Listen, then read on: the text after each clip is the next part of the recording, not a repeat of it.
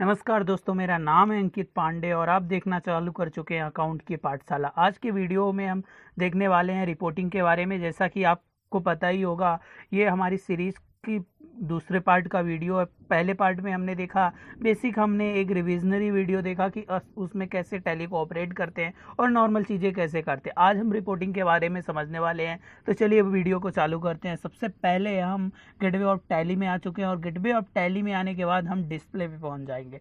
Display पे यहाँ पे आप देख सकते हैं मेन रिपोर्टिंग में। आपको यहाँ पे दिखाना चाहूँगा, जैसे स्केप बटन करेंगे, एक तो रिपोर्टिंग पर्पज से हो गया। हम जब भी अकाउंट बनाते हैं तो हमको बैलेंस शीट और पी&एल की ज़रूरत पड़ती है, जो मेन रिपोर्ट कहलाती है। तो बैलेंस शीट, पी&एल तो आपको यहाँ मिल जाते हैं। साथ ही साथ आप यहाँ पे देख सकते हैं ये स्टॉक समरी आपको दिख जाती है और रेशियो एनालिसिस। बट छोटी छोटी रिपोर्ट जो होती हैं वो डिस्प्ले के अंदर दिखती हैं। और सबसे पहले हम ये डिस्प्ले की रिपोर्ट को समझना चालू करते हैं, राइट। तो सबसे पहले हम देखते हैं ट्रायल बैलेंस के बारे में। ट्रायल बैलेंस होता क्या है, यदि आपने अभी तक डिटेल में वीडियो नहीं देखा तो मैं आई बटन पे उसका लिंक दे रहा हूँ, आप जाइए और ट्रायल बैलेंस की पूरी वीडियो देख के आइए, जहाँ पे मैंने आपको ईच एंड एवरीथिंग सारी चीज़ें वहाँ पे समझा रखी हैं, राइट।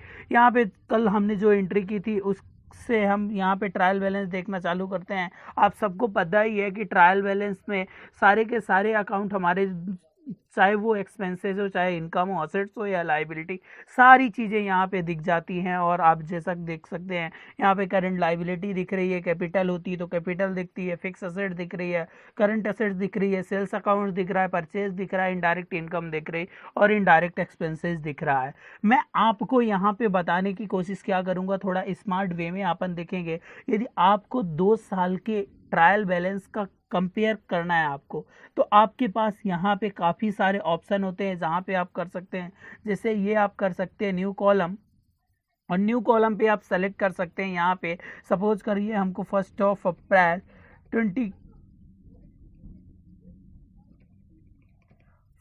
अप्रैल 19 से देखना है, राइट। तो यहाँ पे आप देख सकते हैं, यहाँ पे आपके पास दोनों आ जाएंगे, 19-20 और 19-20 अभी सेम ईयर आ रहे हैं, राइट। यहाँ पे आप चाहें तो इसको अल्टर कॉलम करके, ये अल्टर कॉलम करेंगे और 1-4-20 इसको कर सकते हैं, ये आपके पास आ जाएगा। यहाँ पे देखिए, यहाँ पे ओपनिंग बैलेंस आ रहा है। तो सबसे मेन इंपॉर्टेंट क्या होगा, क्योंकि हम ये सारी चीज़ें जो देख रहे हैं बिगनिंग से तो देख ही रहे हैं, साथ ही साथ हम बुक एंड को भी इंपॉर्टेंट दे रहे हैं कि जब हम बुक को क्लोज करेंगे, अकाउंट फाइनलाइजेशन करेंगे, तो उस वक्त हमको क्या करना होगा, ये आपको कंपेयर करना होगा कि हमारे डेटर कितने थी, सेल कितनी थी, परचेज कितनी थी। आगे के वीडियो में हम समझने वाले हैं अकाउंट फाइनलाइजेशन में इनका क्या इंपॉर्टेंस रहता है। साथ ही साथ यहाँ से आप देख सकते हैं कि बहुत सारे कॉन्फ़िगरेशन पे आपको ऑप्शन मिल जाएंगे। आपको ओपनिंग बैलेंस देखना है तो यस कर सकते हैं, इसको यस कर सकते हैं। सो ट्रांजेक्शन उनके बीच आ जाते हैं, क्लोजिंग बैलेंस आ जाता है, सारी चीज़ें परसेंटेज के टर्म में आ जाती हैं। और यहाँ पे आप देख सकते हैं ये परसेंटेज आ चुका है, ओपनिंग आ चुका है, क्लोजिंग आ चुका है। ये सारी चीज़ें इंपॉर्टेंट है, ना कि हमको ट्रायल बैलेंस देखना। तो हम टैली को थोड़ा स्मार्ट वे में यूज करेंगे कि हम इस MIS रिपोर्ट तक कैसे पहुंच सकते हैं, मैनेजमेंट इंफॉर्मेशन की रिपोर्ट हम कैसे निकाल सकते हैं, जो बहुत ही ज़्यादा इंपॉर्टेंट रहती हैं रादर देन टैली ऑपरेट करने के अलावा, राइट। ये डे बुक होता है। डे बुक पे क्या चीज़ें शो होती हैं मैं आपको बता देता हूँ। डे बुक पे डे बाई डे ट्रांजेक्शन आते हैं। जैसे हमने सारी की सारी एंट्रियाँ जो की है वो 1 को की है, तो आप देख सकते हैं यहाँ पे 1 की आ सकती है। आप ये पीरियड का ऑप्शन होता है, पीरियड पे क्लिक करेंगे तो यहाँ कब से कब तक की एंट्री चाहिए आप ये ऑप्शन यूज कर सकते हैं। खासकर ये ऑप्शन तब बहुत ही ज़्यादा इंपॉर्टेंट हो जाता है जब हमको किसी पर्टिकुलर डेट की एंट्री लेके आनी हो। इसका एक स्मार्ट वे और यूज हो सकता है कि किसी पीरियड में हमने क्या किया है कि ना किसी डेट पे डबल एंट्री कर दी है, तो हम उस डेट की एंट्रियाँ निकाल सकते हैं और उसको अलग कर सकते हैं। उसके बाद थर्ड रिपोर्टिंग होती है अकाउंट बुक। अब जो ये रिपोर्ट थी ये सिंगल रिपोर्ट थी। ट्रायल बैलेंस में आपको पता है सारे के सारे अकाउंट आ जाते हैं, डे बुक में हमारी डे से रिलेटेड एंट्री आ जाती है। थर्ड ऑप्शन है हमारे पास अकाउंट बुक्स का। मोस्ट इंपॉर्टेंट चीज़ है अकाउंट्स बुक में सारी की सारी वो चीज़ जो आपको अकाउंट से रिलेटेड और एक स्मार्ट अकाउंटेंट बनने की तरफ अग्रसर। यहाँ पे आप देख सकते हैं कैश और बैंक बुक दिख रही हैं। कैश और बैंक बुक में हम जाएंगे तो यहाँ पे सारी की सारी चीज़ें दिख जाएंगी, जितनी भी कैश और बैंक बुक की हमारा अमाउंट होगा। साथ ही साथ हम इसके बीच पीरियड सेलेक्ट कर सकते हैं, कब से कब तक की कैश और बैंक बुक हमको देखनी है। उसके बाद हम देख सकते हैं लेजर। ये लेजर बनाना और लेजर देखना दोनों अलग अलग चीज़ें होती है। लेजर देखने में हम किसी भी पार्टी का लेजर देखते हैं, राइट, और जब बनाते थे तो अल्ट सी करके बनाते थे, ये ज़रूर ध्यान आपको रखना होगा। यहाँ पे आप देख सकते हैं हमने कैश का लेजर बनाया था, बाय डिफॉल्ट कैश का लेजर इवन बना रहता है। CGST बनाया था, डिस्काउंट बनाया था, मोहन का लेजर था, पैकिंग चार्जेस था। जैसे हम मोहन का लेजर देख के आते हैं तो सबसे पहले यहाँ पे हम क्या करेंगे, पीरियड सेलेक्ट कर लेंगे। पूरे पीरियड को सेलेक्ट कर लिया और आप देख सकते हैं यहाँ पे हमने मोहन से 2 परचेज की है।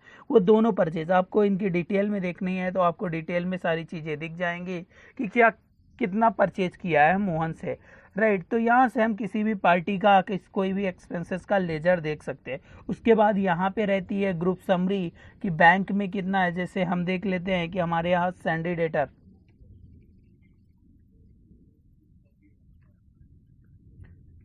तो यहाँ पे हम सैंडी क्रेडिटर हो गया या फिर डेटर हो गया, इन दोनों की रिपोर्ट देख सकते हैं ग्रुप वाइज, मतलब पूरा का पूरा ग्रुप है। ये तब आपको ज़्यादा काम में आती है। जैसे किसी भी पर्टिकुलर एरिया की है, बहुत सारे डेटा है और हमको देखना है इस एरिया से कितना पैसा आना बाकी है, तो हम उसको देख सकते हैं।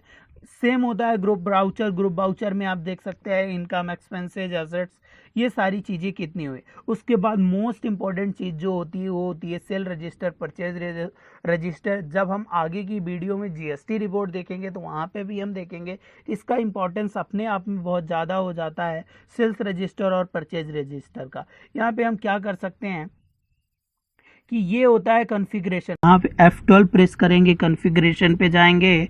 तो कॉन्फ़िगरेशन में जाने के बाद ये इन्फॉर्मेशन जो है बहुत ही इंपॉर्टेंट हो जाती है। जैसे शो कॉलम रजिस्टर, यदि आप इसको यस करते हो तो आपको इतनी सारी डिटेल मिल सकती है किसी भी पार्टी के बारे में। जैसे party address, voucher type, voucher number, reference, buyer name, GST number, tax registration number हो गया, पैन नंबर हो गया, CST number, voucher narration, order detail हो गई, रिसीव्ड डिस्पैच डिटेल हो गई और एक्सेट्रा बहुत सारी डिटेल यहाँ से मिल सकती है। इसको कंट्रोल A कर सकते हो आप, और इसको करने के बाद आप देख सकते हो कि यहाँ पे आपको सारी की सारी ये डिटेल यहाँ पे आ चुकी हैं, जो कि हमारे बहुत ही ज़्यादा काम में आती है जब हमको पूरा का पूरा किसी भी पार्टी का एक साथ देखना हो। साथ ही साथ यहाँ पे हमारे पास ऑप्शन और सारे अवेलेबल रहते हैं। जैसे कि आप कॉन्फ़िगरेशन पे जाके देख सकते हैं, यदि आपको ग्रॉस प्रॉफिट का परसेंटेज चाहिए, इसको हम नो कर देते हैं। ग्रॉस प्रॉफिट एस्टिमेट्स चाहिए तो आप इसको यस कर सकते हो। साथ ही साथ यहाँ पे देख सकते हो फॉर्मेट हो गया, शो नरेशन हो गया, बिल वाइज डिटेल हो गई। यहाँ पे बहुत सारी रिपोर्ट रहती है जिसको हम निकाल सकते हैं। क्या होता है कि हम ना यहाँ से सारी चीज़ें देखते हैं और डिटेल में नहीं जाते। आपको यदि अच्छे से यदि MIS रिपोर्ट प्रिपेयर करनी है तो आपको डिटेल पे जाने पड़ेगा। कॉन्फ़िगरेशन, फीचर, अकाउंट्स रिपोर्ट, इन सारी की सारी रिपोर्ट को यूज करना पड़ेगा, तब हम जाके सारी की सारी रिपोर्ट को अच्छे से एनालाइज कर सकते हैं। सेम चीज़ें रहती है परचेज रजिस्टर पे कॉन्फ़िगरेशन पे गए और कॉन्फ़िगरेशन पे आप देख सकते हो नेट ट्रांजैक्शन, सो क्लोजिंग बैलेंस, ये सारी चीज़ें दिख रही हैं। उसके बाद हम क्या करेंगे, यहाँ पार्टी के अंदर पहुँच जाएंगे और पार्टी के अंदर यदि आप किसी भी पार्टी की डिटेल चाहिए तो आप F12 कर सकते हो। F12 करने के बाद यहाँ आपको फिर से ऑप्शन मिल गया और ये सारी की सारी डिटेल आपके सामने है और आप इसके थ्रू यहाँ से एक्सेल पे आप क्या कर सकते हो, पूरे के पूरे सेल रजिस्टर या परचेज रजिस्टर को एक्सट्रैक्ट कर सकते हो। जैसे मैं करता हूँ इसको, यदि हमको एक्सट्रैक्ट करना है तो F6 जो है वो बटन होती है और F6 करने के बाद हम क्या करेंगे, यहाँ से मैं इसको मोहन और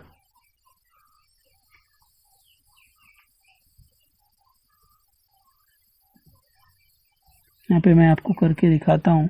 यहाँ पे Alt E किया हमने और यहाँ पे से सारी की सारी सेटिंग भी आप चेक कर सकते हो।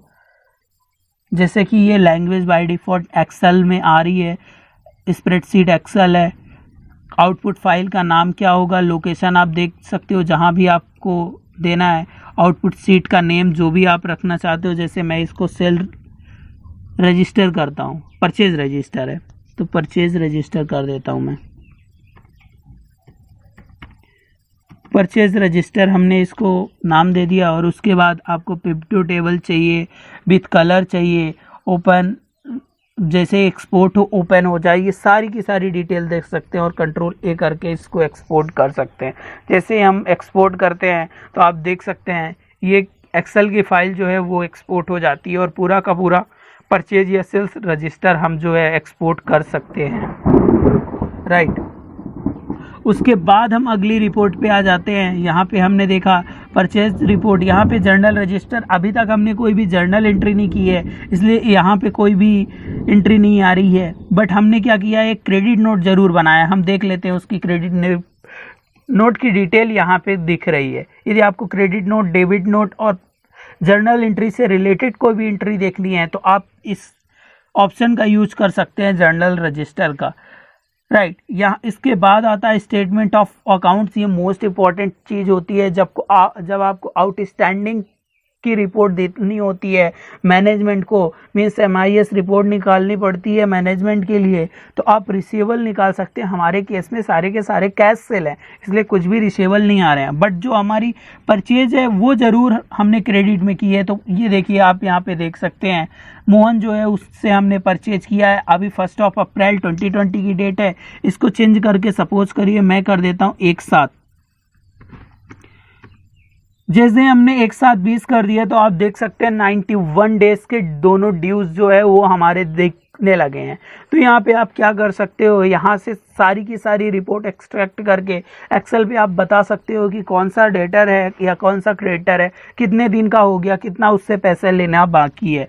बट आप ध्यान रखना ये रिपोर्ट तभी आएगी जब आप रेफरेंस के थ्रू अकाउंटिंग करोगे, मीन्स ट्रांजैक्शन बाय ट्रांजैक्शन जो ऑप्शन होता है उसको आप इनेबल करोगे, राइट। उसके बाद ये इन्वेंट्री बुक्स होती है। इन्वेंट्री बुक्स में आप स्टॉक आइटम देख सकते हो। स्टॉक आइटम हमारे केस में एक ही स्टॉक आइटम है। यहाँ पे इनवर्ड्स दिख रहा है, उसके बाद आउटवर्ड्स दिख रहा है, उसके बाद क्लोजिंग बैलेंस दिख रहा है।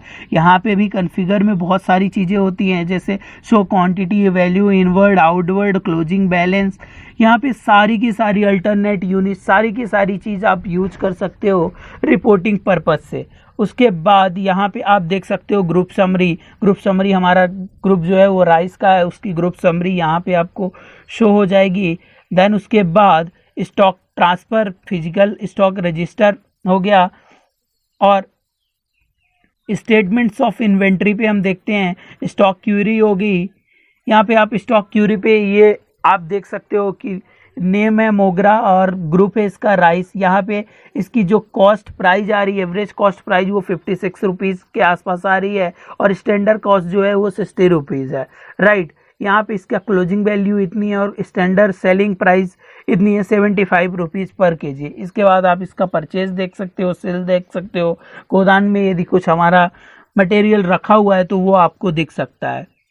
तो ये थी सारी की सारी चीज़ें रिपोर्ट से रिलेटेड। हम लोग आज के वीडियो में trial balance, day book, account books के अंदर बहुत सारी चीज़ें और इन्वेंट्री बुक तक की सारी रिपोर्टिंग देखी हमने। स्टेचरी रिपोर्ट हम थर्ड पार्ट पे देखेंगे तो वहाँ पे हम देखेंगे कि GST रिपोर्ट का आखिर इंपॉर्टेंस क्या है, उसको हम कैसे एक्सट्रैक्ट कर सकते हैं, वहाँ जो भी एरर आती है उसको हम रेक्टिफाई कैसे कर सकते हैं। होपफुली आपको वीडियो पसंद आई होगी। यदि आपको वीडियो पसंद आई तो आप अपने फ्रेंड और फैमिली के साथ ज़रूर शेयर करिए जिनको भी इस वीडियो की नीड है, ताकि वो अकाउंटिंग से और टैक्सेशन से रिलेटेड सारी की सारी चीज़ें इन डेप्थ डिटेल में